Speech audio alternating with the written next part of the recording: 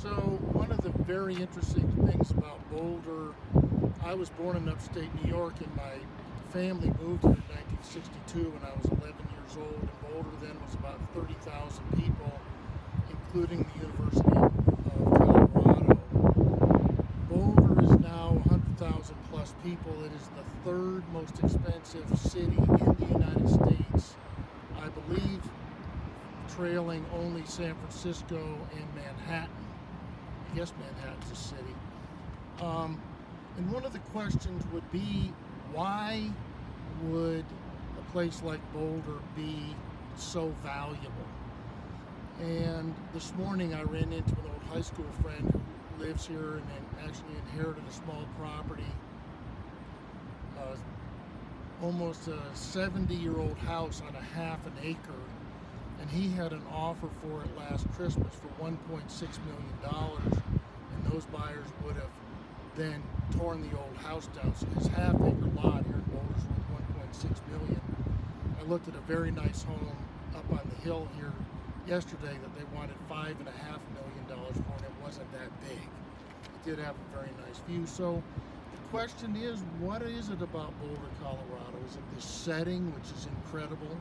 The weather, which is fantastic, the fact that the University of Colorado is here, the National Center for Atmospheric Research is here, the National Bureau of Standards is here,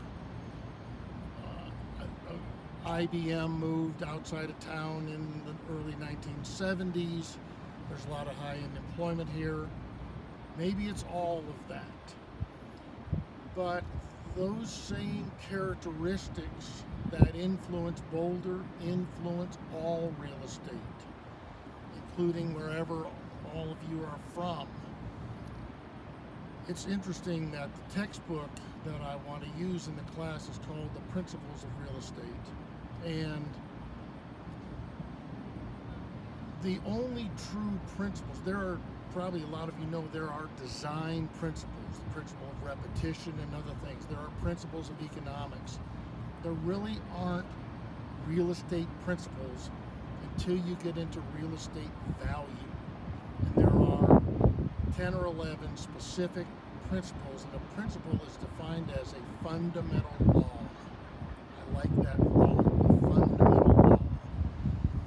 One of the principles of real estate value is the principle of highest and best use.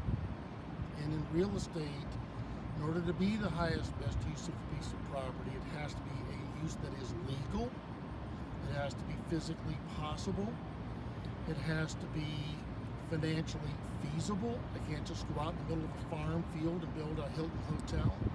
And it has to be maximally productive, meaning it has to produce the highest value to the owner. And there's an interesting debate about whether that last requirement includes all long-term environmental concerns. And that would be a good subject for a conversation in class. It's also interesting to me that the principle of highest and best use applies to people, especially to students. And I would offer that a lot of you students are trying to find your highest and best use. And that is what you're doing in school. And maybe your highest best use is to be an urban planner or a landscape architect or a historic preservation planner. And again, I offer to you that fundamental real estate knowledge will be very valuable to you in your career, not only in your career, but also in your personal investment. Many of us, our largest investments of our lives is in our homes. And I'll explain to you how all that works, as well as the real estate development process and other things. And some people, myself included, and my wife had the opportunity to then, after we bought our house, buy an office building or two. And so real estate knowledge is very fundamental in your professional practice and in your personal investment.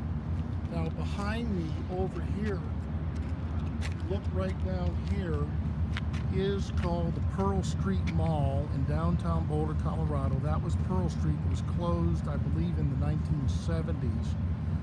It is arguably the most successful urban mall in the United States. It's extremely successful. The other day I was here on Sunday, and it was very active with people singing and selling various things. There were 2 or 3 art shows going on. It is a beautiful example of historic preservation. Many of these buildings are up to 200 years old. Urban planning, which was what was required. Landscape architecture is part of the urban planning.